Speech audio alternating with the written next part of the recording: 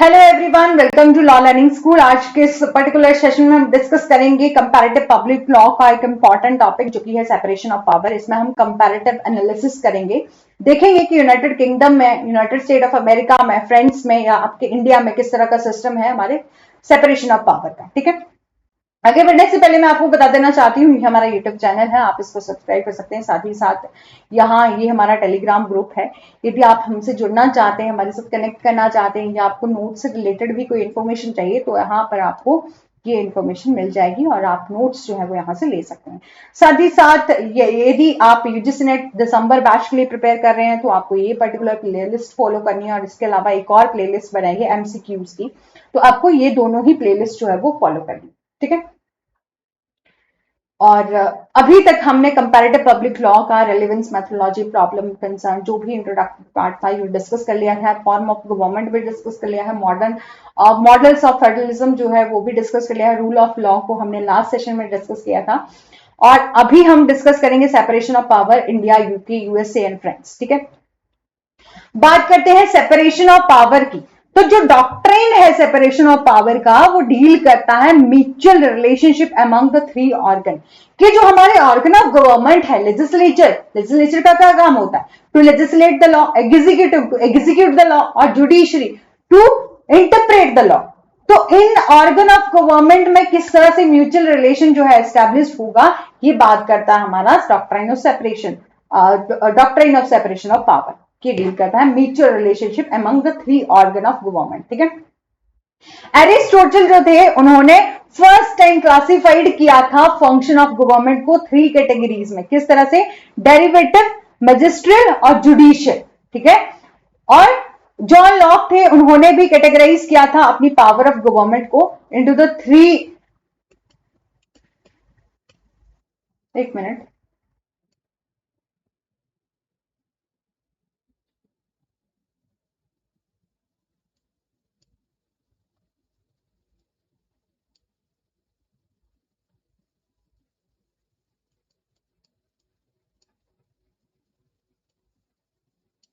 ठीक है।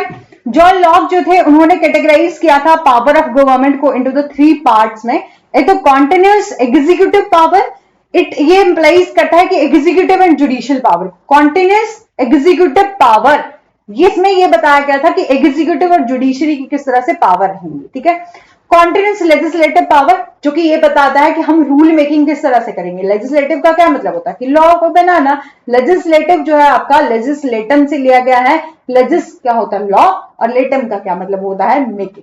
ठीक है, कि लॉ को बना। और फेडरेटिव पावर क्या है? ये सिग्निफाई करती है power regulating the foreign affairs. ठीक है, जो कि हमें ये बताती है कि फॉरेन अफेयर्स, जो विदेशी मामले हैं, उसमें हम किस तरह से उनकी पावर को रेगुलेट कर सकते हैं। ठीक है, अब हम बात करते हैं जो कि फ्रेंच जूरिस्ट हैं हमारे मॉन्टेस्क्यू, उन्होंने अपनी बुक जो कि स्पिरिट ऑफ लॉ है, इसके बारे में हमने जूरिस्प्रूडेंस में भी स्टडी किया था। ठीक है, उन्होंने पब्लिश करी थी 1748 में। फर्स्ट टाइम उन्होंने principle of separation of power के बारे में इसमें कहा था। ठीक है, that's why he is known as a modern exponent of the theory. ठीक है, इसलिए उन्हें जो है वो मॉडर्न एक्सपोनेंट कहा जाता है इस थ्योरी का। ठीक है, सेपरेशन ऑफ पावर डॉक्ट्राइन का। ठीक है, मॉन्टेस्क्यू के डॉक्ट्राइन के अनुसार उन्होंने सिग्निफाई किए थे, ये बताया था कि जो हमारे थ्री ऑर्गन है ना हमारी गवर्नमेंट के, लेजिस्लेटिव, एग्जीक्यूटिव, जुडिशरी, ये तीनों गवर्नमेंट के पावर और जो ऑर्गन है, ये तीनों की तीनों पावर एक पर्सन के पास और एक बॉडी ऑफ पर्सन के पास कभी भी नहीं होनी चाहिए। और ये बताया था, ये सिग्निफाई किया था उन्होंने कि that the fact that one person or a body of person should not exercise, वो एक्सरसाइज नहीं करेंगे तीन पावर्स ऑफ गवर्नमेंट, जो कि है एग्जीक्यूटिव, लेजिस्लेटिव और जुडिशियल। इन अदर वर्ड हम बात करें तो each organ should restrict itself to its own spheres. ठीक है, कि हर एक गवर्नमेंट का ऑर्गन जो है वो किसी दूसरे के काम में जो है वो आपका इंटरफेयर नहीं करेगा।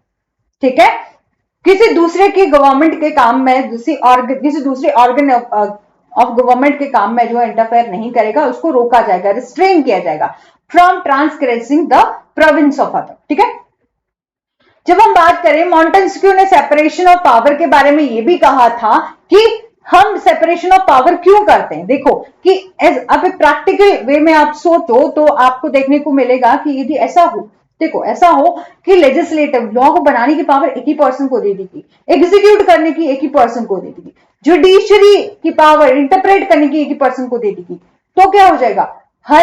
तो एक ही पर्सन का शासन चलेगा और वो क्या करेगा? अपनी मर्जी के रूल चलाएगा।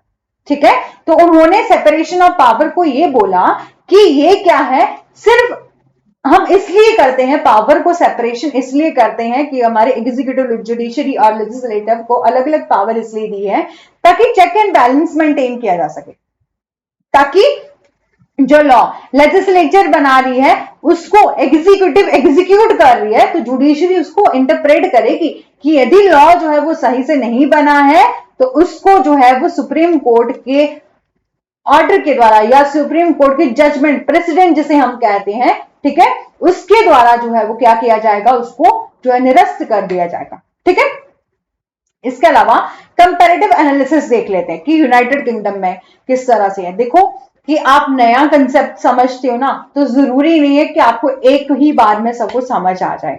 ठीक है, तो आप क्या करिएगा, इसको दोबारा से जब हमारे ये कंप्लीट हो जाएगा तो दोबारा से इसको क्या करिएगा, दोबारा से रिपीट करके, मतलब दोबारा से यदि आप सुनना चाहते हैं तो उसको 2x की स्पीड पे भी सुन सकते हो। ठीक है, जिससे क्या होगा, यदि बार बार जो हम सुनेंगे तो अच्छे से हमें चीजें बहुत अच्छे से समझ आएंगी।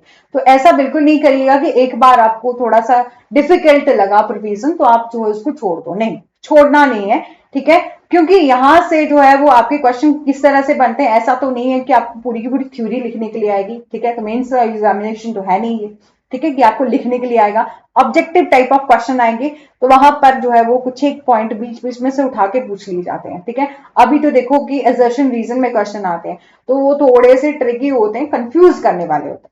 ठीक है, तो हर एक प्रोविजन को बहुत अच्छे से स्टडी करना है। कंपैरेटिव एनालिसिस क्या है यूनाइटेड किंगडम में? ठीक है, जो फेमस इंग्लिश ज्यूरिस्ट है ब्लैकस्टोन, वो सपोर्ट करते हैं डॉक्ट्राइन ऑफ मॉन्टेस्क्यू, जो कि उन्होंने सेपरेशन ऑफ पावर के बारे में अपनी डॉक्ट्राइन दी है, उसको जो है वो सपोर्ट करते हैं। ठीक है, वो ये भी कहते हैं कि wherever the right of making and enforcing the law, यहां पर यही बात बोली गई है कि यदि हम जो लॉ को बनाना है या इन्फोर्स करना है, यदि हम एक ही पर्सन को वो पावर दे दें तो वहां पर लिबर्टी का कोई तो कंसेप्ट ही नहीं हो सकता। तो वहां पर तो हम कभी सोच भी नहीं सकते कि वहां हमें जो है वो स्वतंत्रता होगी, क्योंकि जहां पर कानून बनाने, कानून को लागू करने की पावर एक ही आदमी को, एक ही पुरुष को दे दी जाए तो वहां कोई स्वतंत्रता जो है वो नहीं हो सकती। ठीक है, और इसके अलावा during the 17th century of in England, ठीक है, parliament exercise the legislative power. यहां पर during the 17th century England की बात कर रहे हैं हम। ठीक है, कंपैरेटिव एनालिसिस क्या होता है? जब हमने कंपैरेटिव लॉ को देखा था तो हमने देखा था कि कंपैरेटिव लॉ क्या होता है, एक मेथड है स्टडी करने का, जहां पर हम डिफरेंट डिफरेंट स्टेट के, डिफरेंट डिफरेंट कंट्रीज के क्या करते हैं, लॉ को देखते हैं कि यहां पर किस तरह का सिस्टम है, वहां पर किस तरह का सिस्टम है, हमारे इंडिया में किस तरह का है, हमारे फ्रेंड्स में किस तरह का है, यूनाइटेड स्टेट में और अमेरिका में किस तरह का। ठीक है, तो हम इसमें यही देखा और यही कंपैरेटिव लॉ का पर्पस है। ठीक है, तो during the 17th century in England parliament exercise करती है लेजिस्लेटिव पावर को, और किंग जो है क्या करता है, एक्सरसाइज करता है एग्जीक्यूटिव पावर को, और कोर्ट जो है वो क्या करते हैं, एक्सरसाइज करते हैं अपनी जुडिशियल पावर को। ठीक है, but emergence of the cabinet system of government, parliamentary form of government and doctrine remains no good.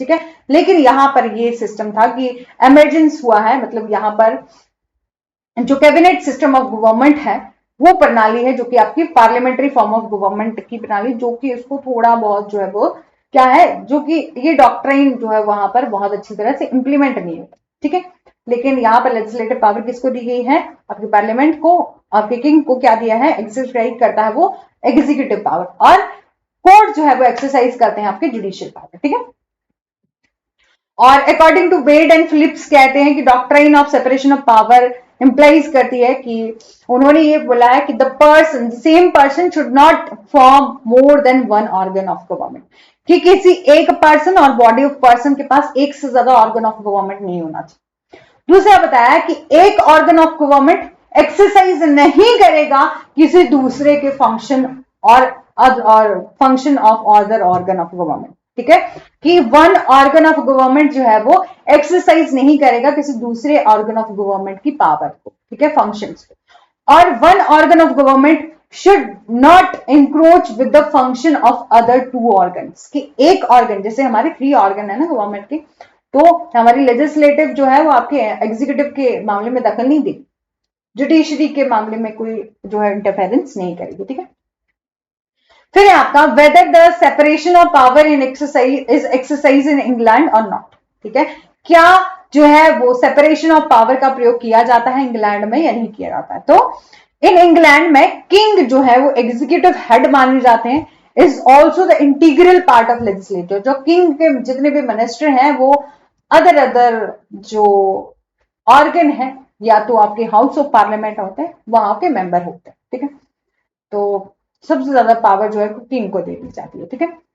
और जब हम बात करें कंसेप्ट की जो कि against the idea that the same person should not form part of one और मोर organ of government, ठीक है, जो कि ये बताता है कि इस विचार के खिलाफ है कि एक ही व्यक्ति की, जो कि हमारा सेपरेशन ऑफ पावर का डॉक्ट्राइन जो है वो ये कहता है कि एक ही पर्सन के पास ज्यादा पावर नहीं होनी चाहिए, एक से ज्यादा पावर नहीं होनी चाहिए, तो हमारे किंग के पास ज्यादा पावर है, तो यहां पर doctrine of separation of power जो है वो पूरी तरह से इंप्लीमेंट नहीं, ठीक है। और in England house of common जो है वो कंट्रोल करता है एग्जीक्यूटिव को, सो फैर एज जो जुडिशरी है वो कंसर्न करती है the theory of house of Lord, जिसको कि highest court of the country कहा जाता है इंग्लैंड का, ठीक है, याद रखिएगा। हम अलग अलग प्रोविजन देख रहे हैं, इंग्लैंड देख रहे हैं, ठीक है।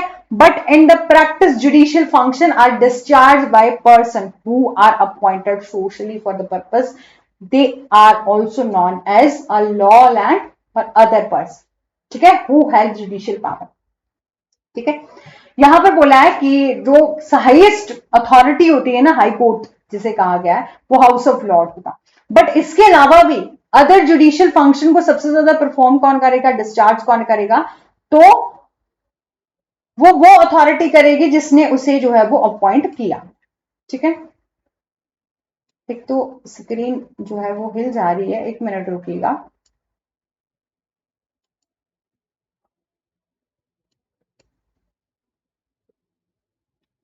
ठीक है, अब हम बात करते हैं यूनाइटेड स्टेट ऑफ अमेरिका की, ठीक है। तो usually the principal of separation of power जो है वो मेंशन किया गया है कॉन्स्टिट्यूशन ऑफ यूनाइटेड स्टेट में, ठीक है।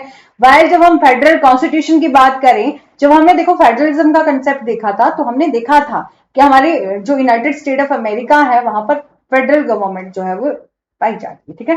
तो federal constitution of United state of America does not expressly provide the principle of, जो कि जब हम बात करें कि federal constitution of United state है वहां पर, ठीक है, तो जो एक्सप्रेसली प्रोवाइड नहीं करता है principal of separation of power, ठीक है। और ठीक है, क्योंकि यहां पर काफी ज्यादा जो है वो अलग अलग प्रोविजन है, जैसे कि आपका आर्टिकल देखो, आर्टिकल सेक्शन 1 ऑफ आर्टिकल 1 में ये बोला गया है कि all legislative power herein granted shall be vested in the Congress of United State, ठीक है। कांग्रेस क्या है, वहां के पार्लियामेंट को कहा जाता है, कि यहां पर बोला कि सबसे ज्यादा पावर जो है वो ऑल लेजिस्लेटिव जितनी भी पावर है जो ग्रांट की गई है शेल बी वेस्टेड, ठीक है, जो कि वेस्ट की गई है किसको, कांग्रेस ऑफ यूनाइटेड स्टेट को। जो हमारा सेक्शन 1 ऑफ आर्टिकल 2 है वो बात करता है the executive shall be vested in president, ठीक है, कि जो एग्जीक्यूटिव है, एग्जीक्यूटिव पावर है जो किसको दी गई है, प्रेसिडेंट को दी गई है, और यूनाइटेड स्टेट ऑफ अमेरिका, ठीक है, जो प्रेसिडेंट है यूनाइटेड स्टेट ऑफ अमेरिका के, उनको एग्जीक्यूटिव पावर दी गई है। और judicial power of the United state जो है वो दी गई है सुप्रीम कोर्ट को और सच अदर इंफीरियर कोर्ट को, एज द कांग्रेस में भी टाइम टू टाइम ऑब्टेन और एस्टैब्लिश, जिसको कि कांग्रेस यानी कि पार्लियामेंट, वहां की पार्लियामेंट को कांग्रेस कहा जाता है, तो वहां की पार्लियामेंट जो है वो टाइम टू टाइम जो सेट करे, एस्टैब्लिश करे ऑर्गन ऑफ गवर्नमेंट, ठीक है। और जो जो कि वहां की पार्लियामेंट कांग्रेस जो है वो टाइम टू टाइम क्या करे, एस्टैब्लिश करे इंफीरियर कोर्ट्स को, उनको पावर दी गई है जुडिशियल पावर, ठीक है। तो हमने क्या देखा कि जो हमारा यूजुअली जब हमने फेडरलिज्म का कंसेप्ट देखा था, तो हमने देखा था कि हमारा जो यूनाइटेड स्टेट ऑफ अमेरिका है जहां पर फेडरल आपका फेडरलिज्म गवर्नमेंट है, फेडरल कॉन्स्टिट्यूशन है वहां का, ठीक है। तो सेपरेशन ऑफ पावर जो है वो वहां पर गुड तरीके से मेंशन की गई है कॉन्स्टिट्यूशन ऑफ यूनाइटेड स्टेट में, ठीक है, लेकिन बोला है कि इसका बहुत एक्सप्रेसली प्रोविजन नहीं दिया गया principal of separation of power का, ठीक है। और जो प्रेसिडेंट है वो हेड ऑफ द एग्जीक्यूटिव होते हैं इन यूएसए में, और प्रेसिडेंट को जो है वो पावर दी गई है, वीटो पावर भी दी गई है, जो कि यदि किसी को पास करना हो बिल, ठीक है, पास करना हो बिल हमारे कांग्रेस में, ठीक है, पार्लियामेंट में, ठीक है, तो वहां पर प्रेसिडेंट की असेंट जो है वो चाहिए होती, ठीक है। And such will can not become law, जब तक लॉ जो है वो आपका नहीं बनेगा, जब तक जो कंसेंट नहीं दी जाएगी, unless passed again by the each house with in the 2/3 majority. और पहले तो असेंट ली जाती है, उसके बाद 2/3 मेजोरिटी के द्वारा जो है वो उसको पास किया जाता है। और यहां पर वीटो पावर भी दी गई है, आपके प्रेसिडेंट को प्योरली लेजिस्लेटिव पावर है, इसलिए it is true that the power of one और नेशंस, इट मीन्स की यदि वो फर्स्ट टाइम भी डिनाई कर देते हैं, इनकार कर देते हैं, किसी भी बिल को की सहमति देने से इनकार कर देते हैं, तब भी उसको पूरी तरह से रद्द नहीं किया जाएगा। किसी भी लॉ को पूरी तरह से, कोई भी बिल है जो पेश किया जा रहा है उसको पूरी तरह से रद्द नहीं किया जाएगा, ठीक है, लेकिन वो यदि इनकार कर देते हैं तो पूरी तरह से रद्द नहीं किया जाएगा, अदरवाइज जो दोबारा से उसको कंसेंट लेने के लिए भेजा जा सकता है, ठीक है। और इसके अलावा बोला है कि जो भी अमेंडमेंट की जाती हैं जो कि incorporated in American constitution, here are all are not Congress, जैसे कि हमारी पार्लियामेंट है ना, यहाँ पर भी की जाती है सारी अमेंडमेंट, लेकिन जो हमारी यूएसए की गवर्नमेंट है, यूएसए का जो सेपरेशन ऑफ पावर है, वहां पर जो अमेंडमेंट का जो पावर है, अमेंडमेंट जो भी इनकॉर्पोरेटेड की जाती है अमेरिकन कॉन्स्टिट्यूशन में, वो कांग्रेस के द्वारा ही नहीं, वहां पर भी की जाती है, but amendment have been incorporated in the constitution of American Supreme Court, ठीक है। ज्यादातर जो अमेंडमेंट होती है वो अमेरिका के सुप्रीम कोर्ट में ही होती है, ठीक है।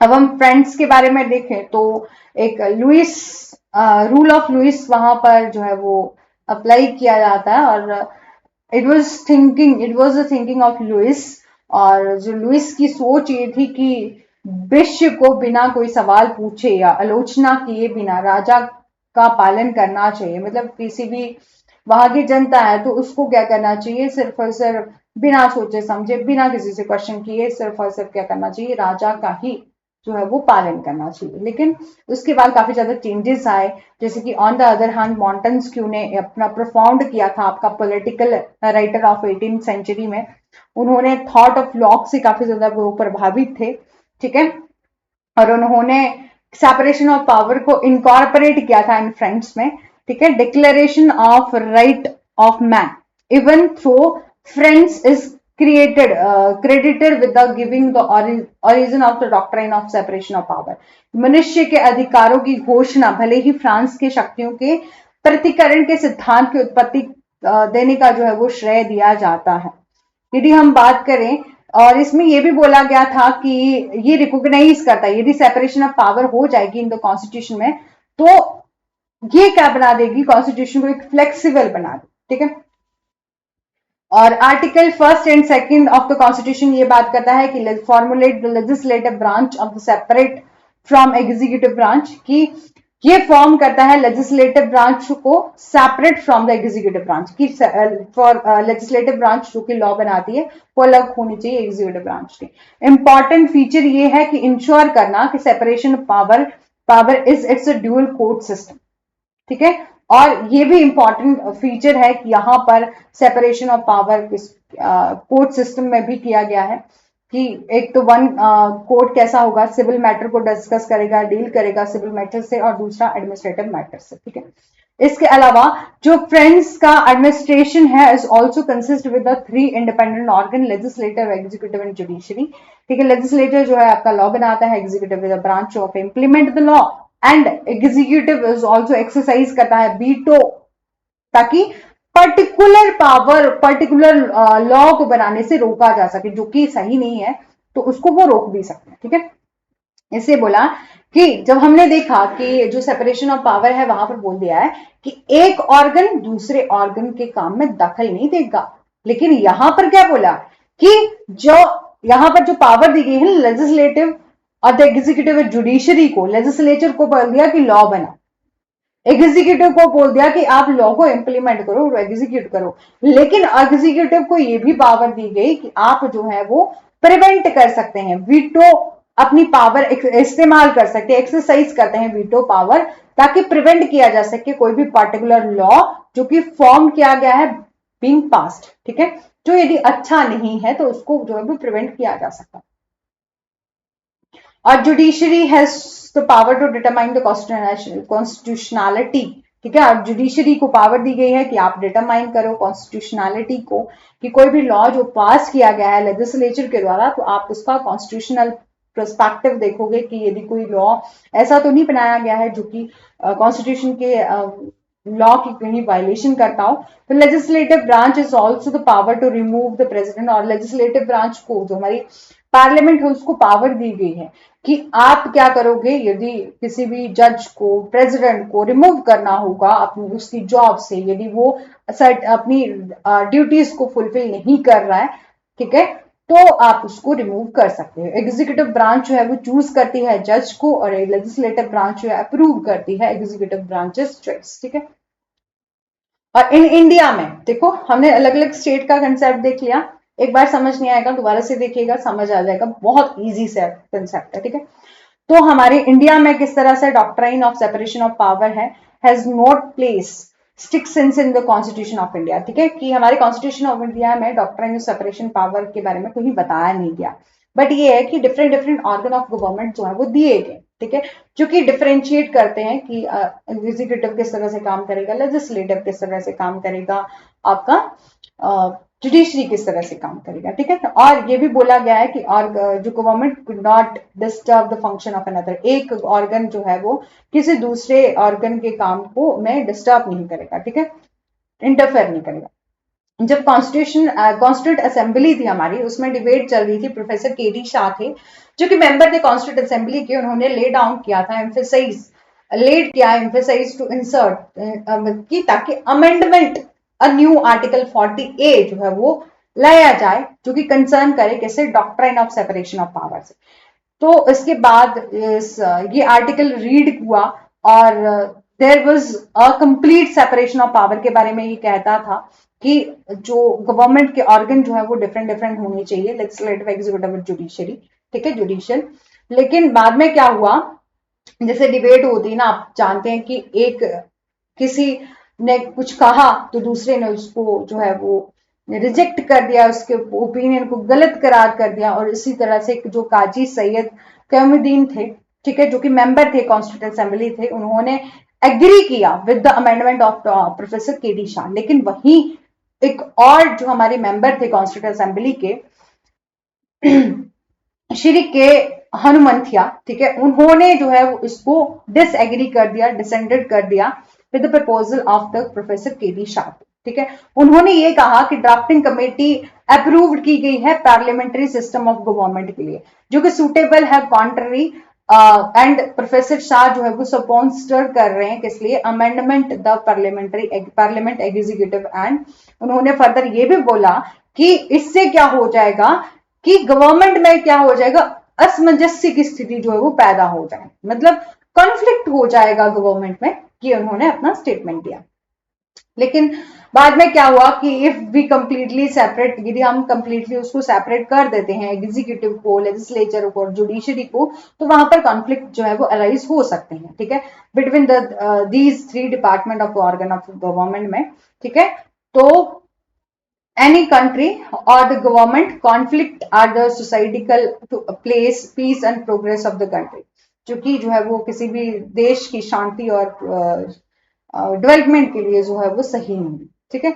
लेकिन उसके बाद भी इसी तरह से डिबेट चलती रही, तो डॉक्टर अम्बेडकर जी ने, जो कि आर्किटेक्ट ऑफ द कॉन्स्टिट्यूशन जो कहे जाते हैं, उन्होंने डिसएग्री किया with the argument of professor KD Shah advocated, की उन्होंने बोला कि देयर इज नो डिस्प्यूट, किसी भी तरह का डिस्प्यूट नहीं होगा यदि हम सेपरेट कर देते हैं जुडिशरी, एग्जीक्यूटिव और लेजिस्लेटिव को, with regard of separation of executive are from the legislature, और ठीक है, तो हम किसी भी तरह से अलग कर भी देते हैं तो इस तरह का कोई कॉन्फ्लिक्ट आएगा नहीं, ठीक है। तो हमारा फिर क्या हुआ कि बाद में विद द अफॉर्सेड ऑब्जर्वेशन के बाद एक motion to insert a new article 48 dealing with the separation of power को नेगेटिव किया गया, नकारात्मक करार कर दिया गया और इसको जो है वो अस्वीकार कर दिया था।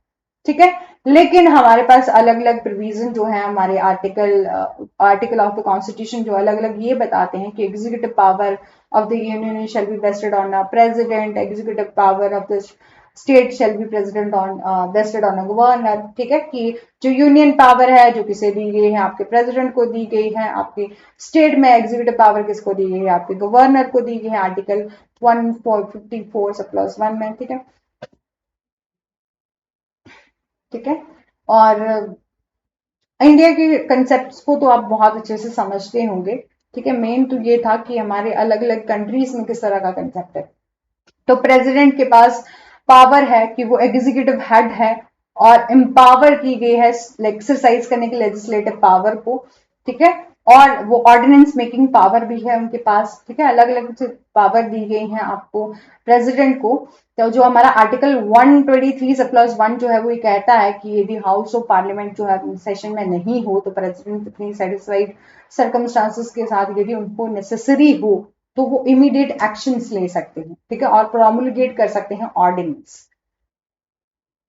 और जब हम बात करें कि जब व्हेन प्रोक्लेमेशन ऑफ इमरजेंसी जो है वो डिक्लेयर कर दी जाए प्रेसिडेंट की, तो यदि आप देखें कि स्टेट में कॉन्स्टिट्यूशनल असेंबली कॉन्स्टिट्यूशनल मशीनरी के तहत जो है वो काम नहीं हो रहा है, मतलब कॉन्स्टिट्यूशन के तहत काम नहीं हो रहा है, तो हमारे प्रेसिडेंट के पास पावर है कि वो इमरजेंसी डिक्लेयर कर सकता है। ठीक है, और constitution to make any law and order, कोई भी लॉ दे सकता है, कोई भी order to meet the situation. ठीक है, और इसी तरह से अलग अलग पावर जो है वो दी गई है एग्जीक्यूटिव को, जुडिशरी को और पार्लियामेंट को। ठीक है, a power has also conferred the president of India के पास अलग से पावर दी गई है adopt law in a country और मेकिंग सच अडप्टेशन और मॉडिफिकेशन करने की, यदि वो मॉडिफिकेशन करना चाहे। और पार्लियामेंट ऑफ इंडिया जो है वो ऑल्सो एक्सरसाइज कर सकता है जुडिशियल फंक्शन। ठीक है, कि किसी भी तरह का जुडिशियल फंक्शन जो है वो एक्सरसाइज कर सकता है। आप जानते हैं कि जुडिशियल फंक्शन किस तरह से एक्सरसाइज करेगा, कि हमारे प्रेसिडेंट जो है वो उनको पार्डन की भी पावर दी गई है कि आप जो है वो क्षमा दान भी कर सकते हैं किसी को। ठीक है, और जो हमारा आर्टिकल 50 है वो ये कहता है कि separate judiciary from executive, emphasize करता है कि जुडिशरी जो है वो आपकी सेपरेट होगी एग्जीक्यूटिव। बट जब हम प्रैक्टिस की बात करें, प्रैक्टिकल वे में सोचें, तो we find that executive also exercise the power of judiciary in appointment of जजेस। कि जब हम प्रैक्टिकल वे में देखें तो जो जुडिशरी के जो भी जैसे जजेस होते हैं उनकी अपॉइंटमेंट किसके द्वारा की जाती है, एग्जीक्यूटिव के द्वारा की जाती है। अपॉइंटमेंट ऑफ जजेस जो है वो किसके द्वारा की जाती है, एग्जीक्यूटिव अथॉरिटी के द्वारा की जाती है, क्योंकि प्रेसिडेंट जो है वो एग्जीक्यूटिव अथॉरिटी के हेड होते हैं। आर्टिकल 124, आर्टिकल 126 एंड आर्टिकल 127 में ये दिया गया है। और the legislative house of parliament also exercise कर सकती है judicial function in remove of the president. ठीक है, इन अ प्रेस्क्राइब मैनर में आर्टिकल 56 में ये दिया गया है। ठीक है, और जुडिशरी जो है वो ऑल्सो एक्सरसाइज कर सकती है अपनी power. High court, supreme court को पावर दी गई है कि आप क्या करोगे, लॉ को इंटरप्रेट करोगे। यदि लेजिस्लेटिव के द्वारा कोई भी ऐसा लॉ बनाया गया है जो कि वॉइड है, नल है, मतलब जो कि क्या है किसी भी कॉन्स्टिट्यूशन के प्रोविजन की वायलेशन करता है। ठीक है, तो आप उसको डिक्लेयर कर सकते हो नल, वॉइड एंड अमेंडमेंट को incorporated in the legal system. ठीक है, और high court, supreme court formulate कर सकता है अपना principle in point of law is silent, जहां पर लॉ जो है वो साइलेंट है। ठीक है, तो आप जानते हैं कि कहीं कहीं जब ऐसा होता है कि लॉ नहीं बनाया, जैसे कि हमारा Vishakha versus state of Rajasthan का केस है, तो वहां पर sexual harassment at work place की जब हम बात करते हैं, तो पहले उससे रिलेटेड कोई लॉ नहीं था। सबसे पहले क्या आई थी, विशाखा गाइडलाइन आई थी। ठीक है, उससे बाद ही हमारा जो है वो पर्टिकुलर लॉ, पर्टिकुलर एक्ट 2013 का बनाया गया था। तो कहीं ना कहीं बात देखें हमारे इंडिया में भी है, कहीं ना कहीं पावर तो दी गई है कि आप जो है वो एग्जीक्यूटिव और लेजिस्लेटिव और जुडिशरी को अलग अलग पावर दी कि आप उसमें इंटरफेयर नहीं करोगे, लेकिन कहीं ना कहीं कोई ना कोई पावर इंटर रिलेट तो करती है ना। ठीक है, तो सेपरेशन ऑफ पावर का हमने कंसेप्ट बहुत अच्छे से देख लिया है, अलग अलग कंट्रीज में किस तरह का कंसेप्ट है। और ये हमारा टेलीग्राम चैनल है, यदि आप यहाँ पर जुड़ना चाहते हैं जुड़ सकते हैं। और साथ ही साथ यदि आपको सेशन अच्छा लगा है तो do like share and subscribe, press the bell icon for further notification. Thank you so much.